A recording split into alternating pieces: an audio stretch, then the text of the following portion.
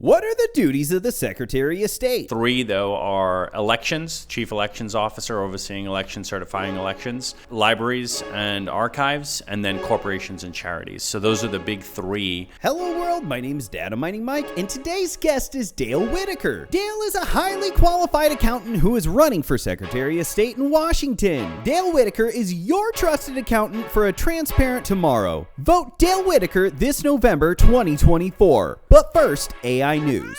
Google is facing an ethical dilemma. Since implementing their large-scale language models, their power consumption has increased 48% over the last 5 years, which is problematic for the company because they try to maintain a green environmental ethos. On the other side of the coin, Microsoft is not concerned about the output of power because Microsoft deals with the country of Argentina in oil. Therefore, Microsoft is an oil company. We got Dale Whitaker, and Dale is running for Secretary of State here in Washington. Tell the world about you. Yeah, well, I grew up in England, and I moved here in 2008. I became a citizen in 2015.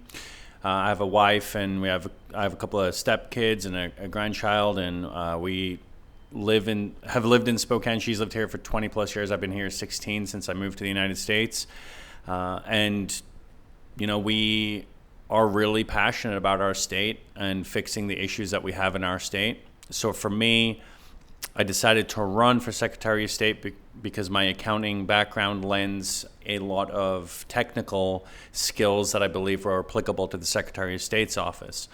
So we really are concerned with the state of politics in Washington State, like many of us are. And for me, I feel the best way to serve is to go and do the job that I feel I can do at the Secretary of State's office to reinstill faith in our electoral process. So what are the duties of the Secretary of State?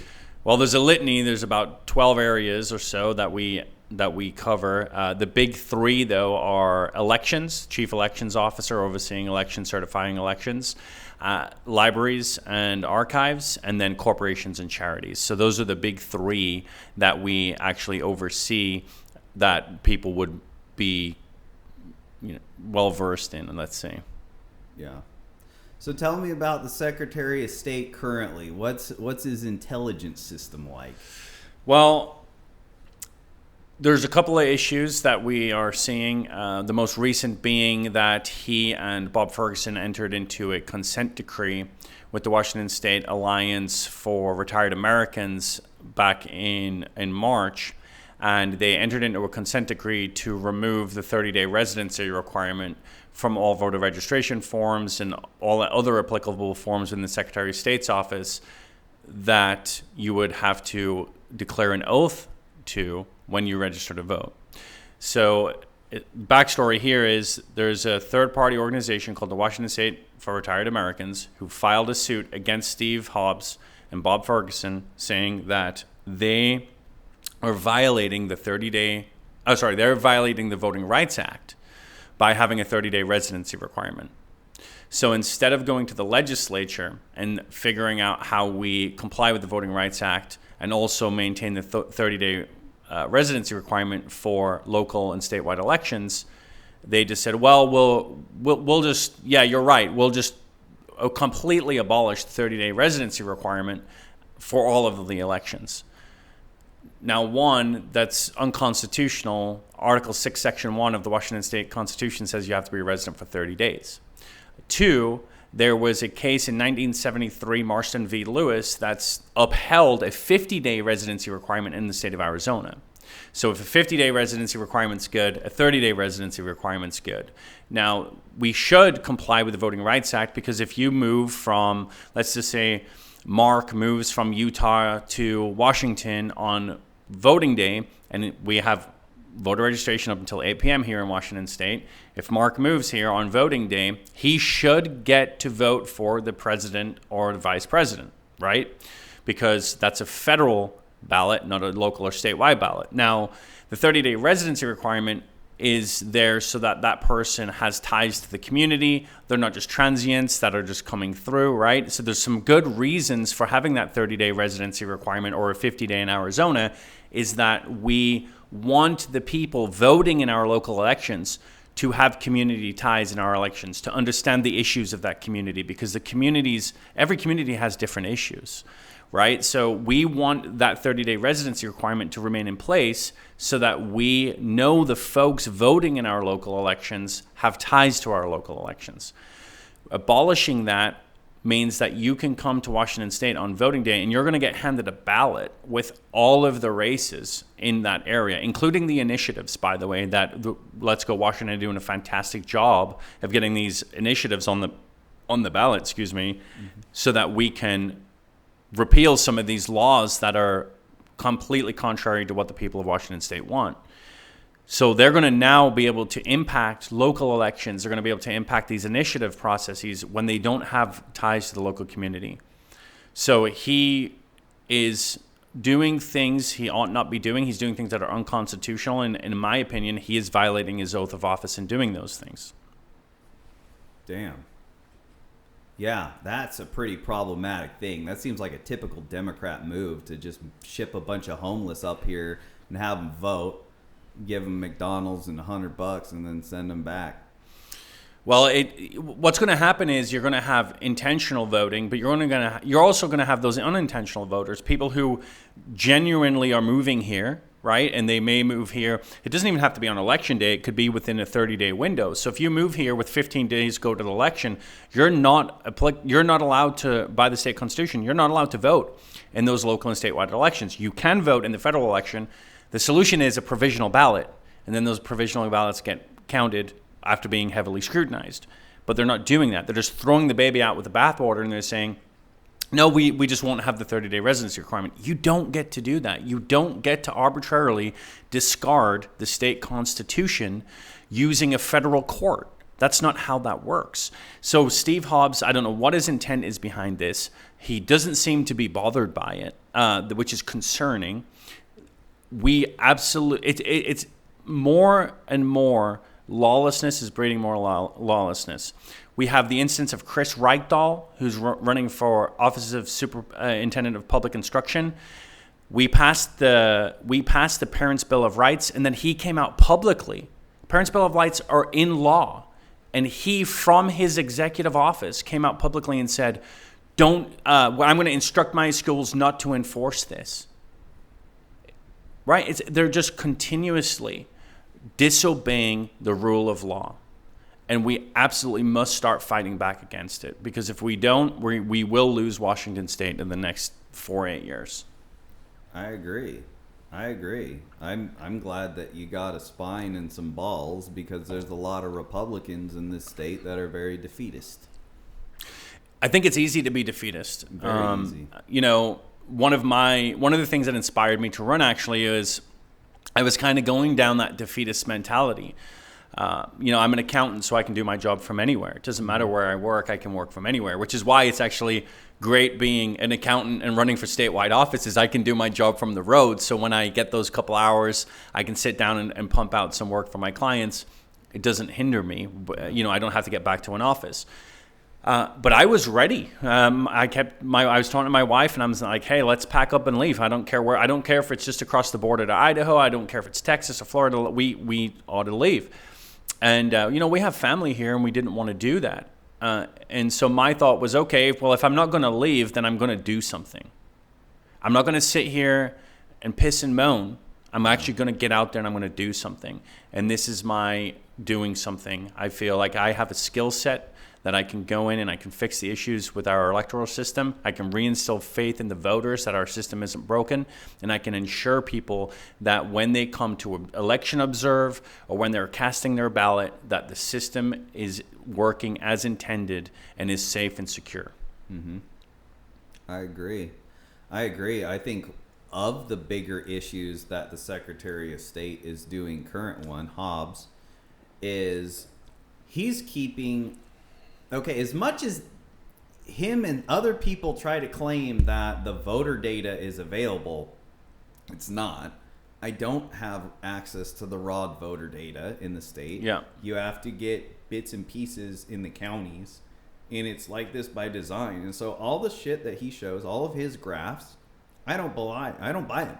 I don't buy them because there's a lot of quackery in this industry? Well, the big key and what's a big call from folks is they want access to the cast vote records, and they claim that it violates they claim that it violates your right to privacy of the vote. The cast vote records don't tell you who people are, so I completely disagree with that notion. I think that as a citizen, as long as there's no way for you to identify voters, if that is public record and a matter of public record, you should have access to that data.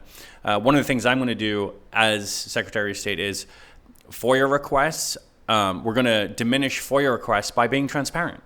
If the data is there for folks to look at and grab, as long as they're not using it commercially, then and for profit, right? We don't want people exploiting the data for commercial purposes and for profit. That's a big no-no, and I think that we ought to make sure that there's barriers in place so that isn't happening. But if there are concerned citizens out there, the way that you reinstill faith in them is by being transparent with them, giving them the information they need, and they shouldn't have to FOIA request. Now, of course, there are certain things that just by nature you're not going to have out there, but like you said, making sure that the voter registration database is accessible, which you can request it online. It's a huge file, but you can get it. But ensuring that that's up to date, that the voter rolls are cleaned, that those systems and processes are clear for people to see how you go down that path. So data folks like yourself can follow a line of progression to say this is where we start and this is how we start at A and this is how we get to Z, right? Because you guys are all process oriented, and then if you guys see some fallacies in the logic, why aren't we engaging with folks like you that saying, hey, Mike, how do we like, hey, if you come to me and say, hey, you kind of have a kink in your system here, I think you guys ought to look at this process. It's like, okay, Mike, what do you see? Right? Bring those concerned citizens into the fray to show them and be transparent with them and engage with them. Steve Hobbs is actually doing the exact opposite. I was on a Seattle Times editorial board meeting with Steve Hobbs, and they brought up the issue of Logically AI. And for those folks who don't know what Logically AI is, it is a foreign intelligence firm, a British foreign intelligence firm that Secretary Hobbs and other states have engaged with to surveil people's posts on social media and news websites. So like if you're on the Spokesman Review and you go to the comment section and you type in a comment and it has to do with elections or election integrity or whatever your concerns may be, they're screenshotting that information and sending reports back to Secretary Hobbs' office. So in this Seattle Times editorial board meeting, this question comes up. And Steve Hobbs says, in Washington State, 35% of folks, when I took office, so in 2022, did not trust the electoral process. And so I said, okay, Steve, if you don't trust something, if you don't trust someone, if you say, I don't trust you, and that person's response to your distrust in turn is to then spy on you, do you think that instills trust or instills more distrust? That's a good point. And he just said, well, I need to know the information so I can combat dis and misinformation. And I'm just like, who's the arbiter of truth? Yeah, since when is he to combat dis and misinformation? Like you should be the source of the data, the voting data. These should be data. It's called data governance. There should be data governance, data providence. There should be a chain of custody showing. I mean, I'm listening to all these conservatives around here worrying about the voting machines and getting hacked. I'm like, look, show the data and I'll show you some fuckery if there's some fuckery in the numbers. But they don't even show that data. So that's the biggest red flag. Yeah, and for me, this comes back to transparency, right? I think more people would trust the systems if we allowed for third-party audits, which is one big thing that I'm running on with my campaign is, why are we not? They use proprietary. It's proprietary technology. It's proprietary. Okay, so then let's have a strict vetting process. So Mike says, and Mike's organization says, I want to audit these machines. And as the Secretary of State, I say, okay, Mike, we've built a process to make sure that there's no nefarious players coming in and going to tamper with our machines. So there's a process that you must go through and background checks and so on to make sure that you don't have any ties to like the CCP or anything like that, because we don't want that. But go through this process and then you will have and sign this non-disclosure agreement that you're not going to take the technology and you're not going to steal it. So now those organizations and those companies who are building the technology, now they have a legal remedy for if you decide to go out there and start building your own stuff using their technology. They can now come after you and sue you for damages and so on. You put those safeguards in place for the government. You put those safeguards in place for the companies that are building the machines, and then you should be able to go in and you should be able to conduct your audit. Why not? That would reinstill faith in those folks you're talking about when they sit down and they say, I just don't trust the machines. Okay, well, we're never going to trust them unless folks are given access. Those people trust are given the access to audit. I agree. And and I'm glad you're running, because these are, like, win or lose, the voters want to know that the candidate is going to relay a message to the people they don't like. Yep. That's what it's all about. Like, win or lose, are you going to send a message to the people I hate? Yeah. That's what it's all about. Well, and for me, it's not even about like or dislike. It's about just processes and procedure, right? Absolutely. The Secretary of State's office, I don't create laws like Steve Hobbs is trying to do with this consent decree. I don't have that authority. What he should have done is gone to the legislature and said, hey, we need your input on this because they're trying to subvert Article 6, Section 1 of the state constitution. I don't make those laws. I'm just here to implement the laws that are on the books using policy and procedure. So I'm going to do that in the most effective way that I know how. But if there are concerns from the citizens, shunning them and calling them conspiracy theorists and election deniers and all this other stuff, that's not the way to go about it. We need to make sure that people, everyone from all walks of life, trust that when they drop their ballot off at the ballot box, that those guys are secure in knowing that their voice is being heard. And the only way you do that is with transparency. Mm-hmm. I agree. Yeah, so what other things have you been focusing on with your campaign? My biggest issues are ensuring that the electoral processes are good, ensuring that we have a stable library environment. We invest a lot of money into our libraries. We need to make sure that those are safe spaces for everyone, including kids. So for me, the biggest things are the state electoral process and libraries. Dang. Yeah, that's good. I'm glad you're an accountant too. Let's look up Steve Hobbs for the people. So let's go on LinkedIn. Give him a good search. Steve Hobbs. Secretary of State, lives in Lake Stevens. He's got 1,400 followers, which isn't that many. But you always focus on your LinkedIn account. This is good. You can max out those connections every week. You can connect with 100 people, 5,200 people a year. Yeah, if you're just consistent. So Steve Hobbs he's a career politician. He's been in government for all of his life. He served in, I believe, the Air Force, I think. Lieutenant Colonel in the Army. Army, okay. He was in the National Guard, which means I believe he's still active in the National Guard, actually. Yeah. Which I thank him for his service. That was fantastic. But he spent the last 30 years in public office between the Leg, Senate, and now Secretary of State's office. And what we don't need more of is career politicians. We need folks that are in private business that want to go in, they want to do the job, and they want to get out. I was told by someone, told by someone that no one cares about the Secretary of State's office.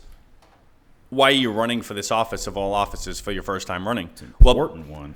Well, because my intent isn't to be a career politician. If my intent was to be a career politician, yeah, I'd start at the local level and I'd work my way up, but that's not my intent. My intent isn't to be there for 20 years.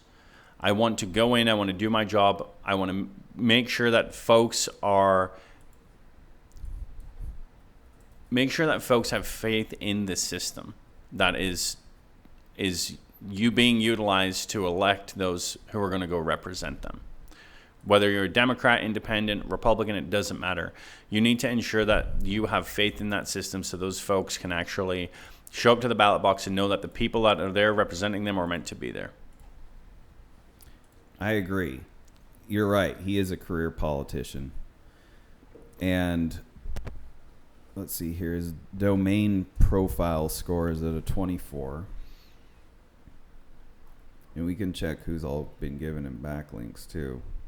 So all these news agencies, you can see who's been supported. Well, this is so this I think is indicative of incumbent advantage, right? Because we always know that the advantage is always on the incumbent, and the reason for that, like you said, is he's going to get the media coverage. He's going to get the spin. For example, the Seattle Times editorial board already endorsed him, so they're using every tool that they can use to ensure that their endorsed candidates are getting pushed to the forefront, right?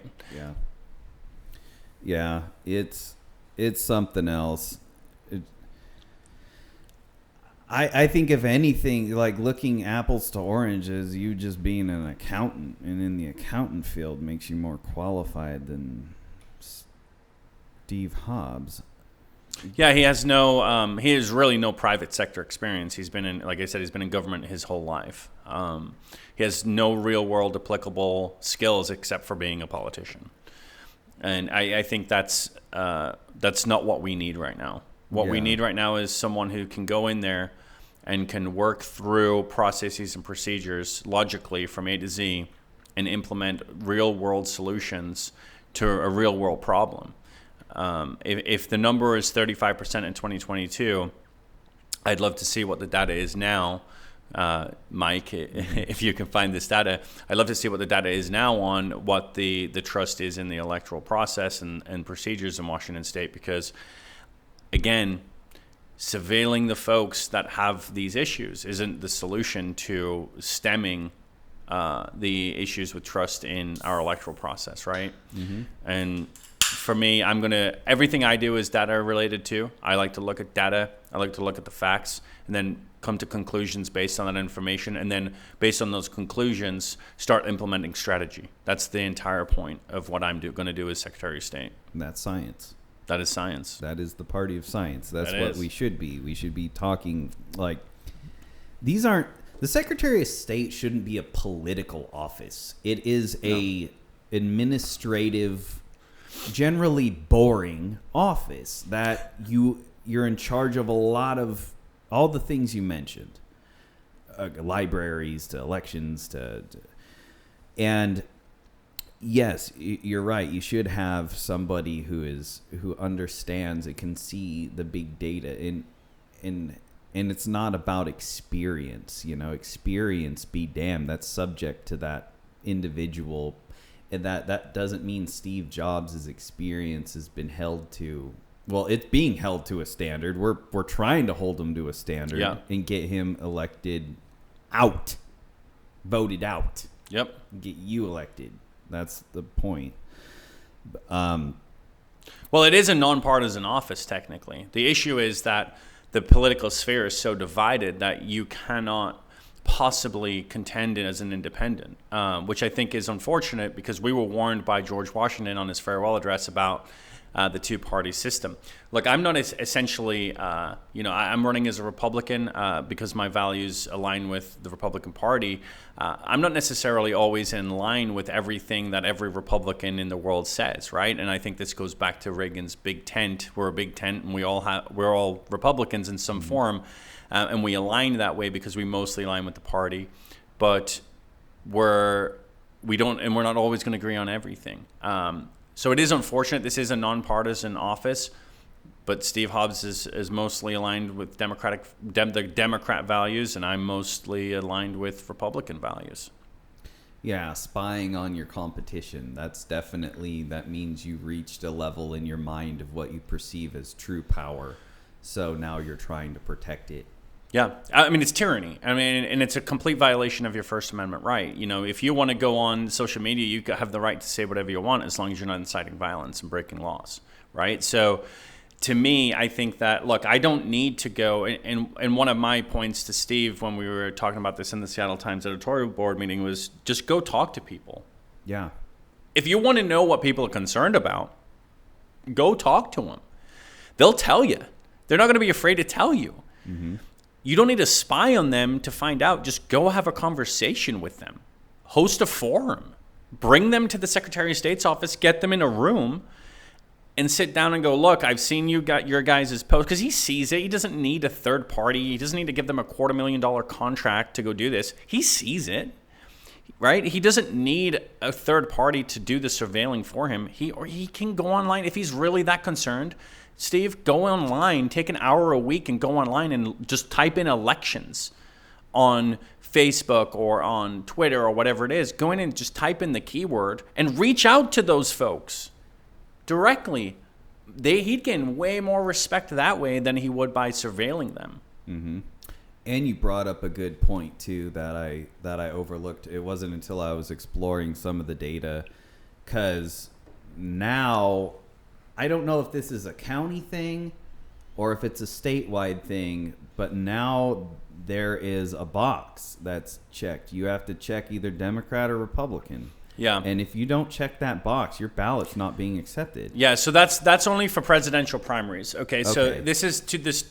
Both state parties agreed that they wanted to determine, how many Republicans and Democrats are in the state. So that it was available for 60 days after the primary, and so on. Oh, okay. Now I understand. But the issue is, Gotcha. But to me, the issue isn't whether or not you have to make the declaration. It's where you make the declaration, right? So that can be changed through the WAC, the Washington Administrative Code. And that used to be in a completely different place, actually. They decided to move it to the outside of the ballot, and I've talked to some good auditors who are like, hey, this is the best place for it because it's efficient when they're doing their work, separating the ballots and so on and being able to count. You go Republican, Democrat, right? So you can do this very quickly when it's on the outside of the ballot, outside of the envelope. My counter argument to that is under Washington State, in the Washington State Constitution, you have the right to privacy of your vote. There were 60,000 ballots that were returned that people filled out the ballot, but they refused to check the box. Over 60,000 in the state of Washington in this last presidential primary. So my thing is, the solution cannot just be a solution of convenience. Sometimes we have to inconvenience ourselves to ensure that everyone's voice is heard and everyone's vote is counted.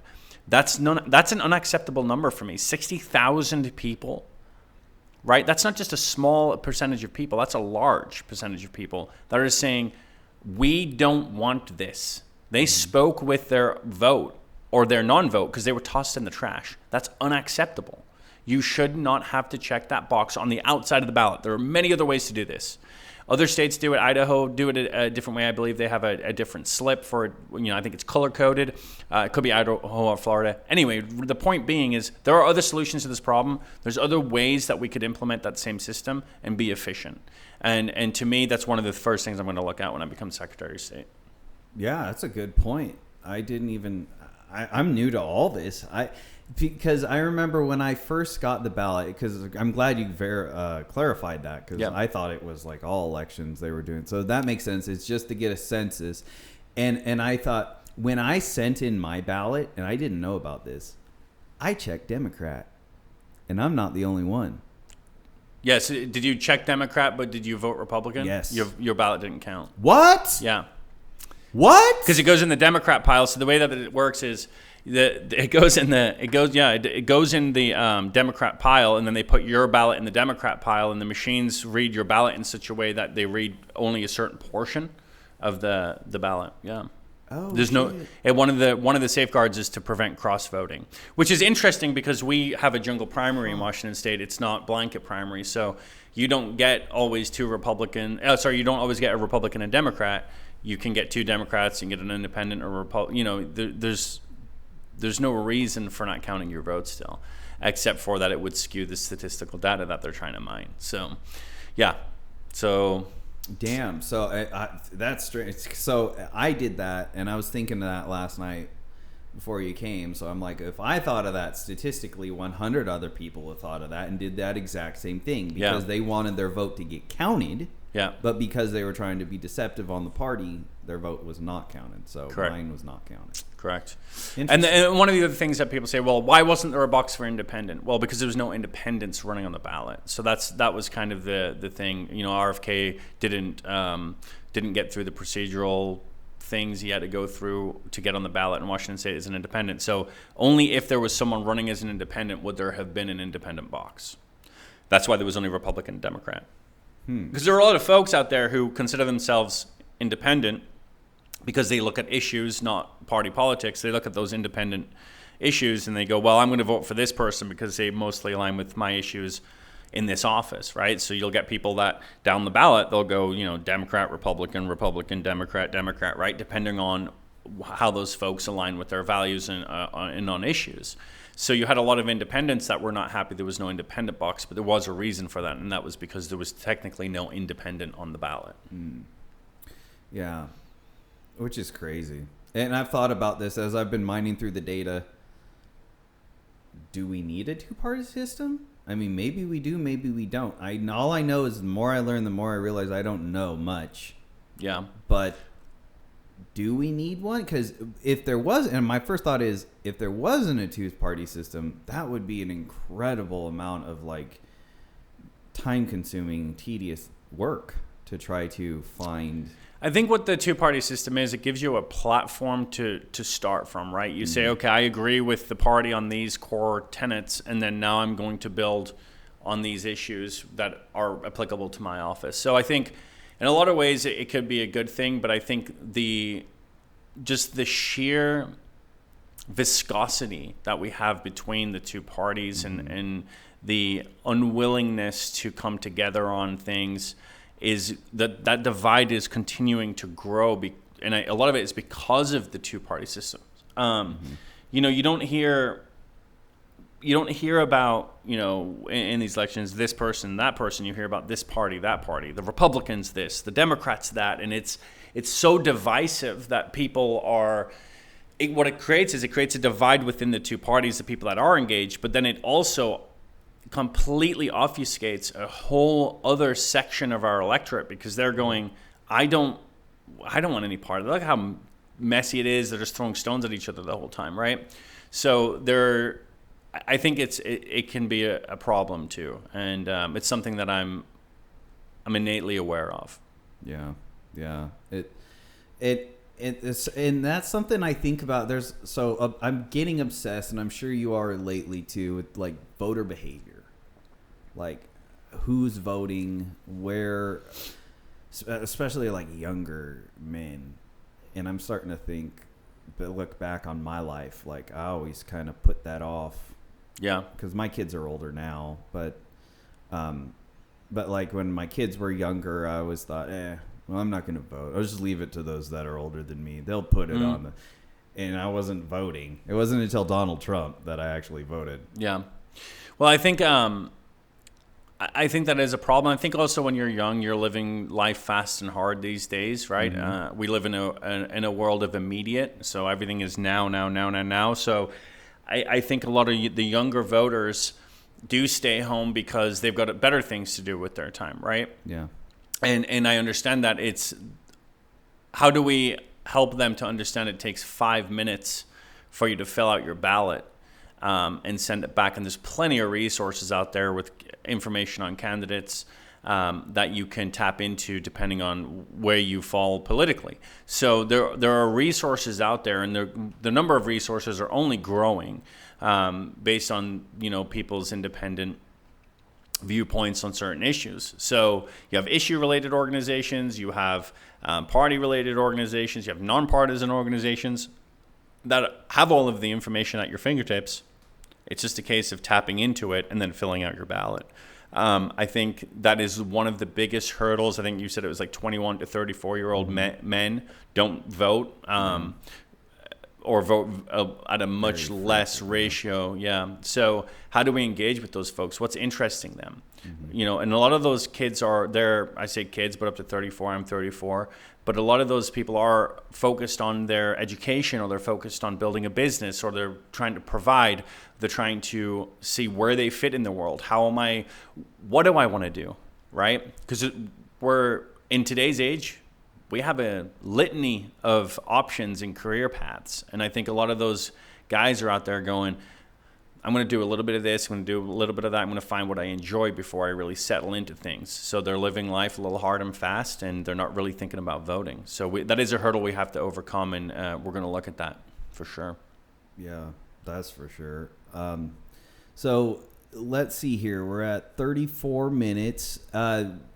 any parting shots? Anything that's been on your heart? Yeah, the big thing for me is I'm going to stand for rule of law. You know, it's really opened my eyes between the Logically AI and Secretary Hobbs violating our First Amendment. You know, I come from a country that we don't have the First Amendment in the UK, right? We forget that. And Tucker Carlson at his address in Australia just mentioned this. Great Britain does not have the First Amendment, right? We don't. And what does that mean? Well, what that means is there's over 3,000 cases of quote-unquote hate crimes in the UK where people go to jail for just saying things. Literally on Facebook, I watched that shit. Yeah. Like the lady getting arrested in her home in England because of something she posted on Facebook. Yeah. Like, that's scary. That is scary. That's what totalitarianism equals, is you're saying things online that people don't like, so you're going to go to jail for it, right? So when I see Secretary Hobbs violating the First Amendment, that gives me pause, and it should everyone else. And then this other issue with this lawsuit where they went behind closed doors, and this stinks of backroom dealing, and they go, yeah, we're just going to throw the baby out with the bathwater. We're going to come into compliance with the Federal Voting Rights Act, but out of compliance with the state constitution, and those two things don't go hand in hand. That was not the solution. So for me, those two big issues give me pause. I'm going to be someone who stands for rule of law, implements the law to the best of my ability, builds policy based on laws, not creating laws myself in backroom deals, not violating your First Amendment rights. I'm going to talk to the folks and find out what it is that their concerns are, if any, with the electoral process, so that we can make sure that we're getting faith instilled in the electorate so that they will show up to vote and they don't feel like when they show up to vote, their voice isn't being heard. Good. That's a good point. Second to last question. What, give people a good reading list. Books you've read, books that you're reading, books that you think are meaningful. Start with the Federalist Papers. Okay. I think that's where we all should start. We really should read through the Federalist Papers. I always go back to them. Excuse me. Every few years and try to read back through them. The Bible is always the best to go to for moral guidance and to ensure that you're staying on the straight and narrow. Those are the two big ones. And I'm a big fan of apologetics. So Frank Turek's one of my big go-tos. He has a great book called Legislating Morality. I think everyone should check that out as well. I think it's a fantastic book. Sweet. So last but not least, probably the most important question, where can people find you? So I'm on all socials, and you can find my socials on my website because it's easier. It's all in one place. So Whitaker4wa.com. So my last name, Whitaker, FORWA.com. All right. Well, everybody, you heard it. That was Dale Whitaker.